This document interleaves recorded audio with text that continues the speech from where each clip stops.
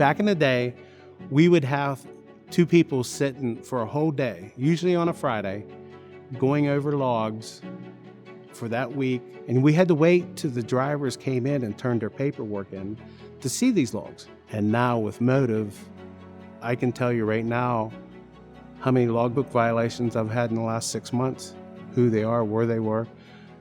I know instantly when there's a violation.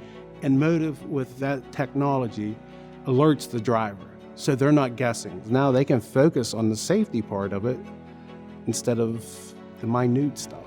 It's nice where you have drivers that's been driving for 30 years saying, well, I didn't realize I was following too close. They have changed their habits. What's nice about it, we're all seeing the same thing. Maintenance is seeing the same screen that I am. Dispatch is seeing the same screen I am. Management is seeing the same screen I am.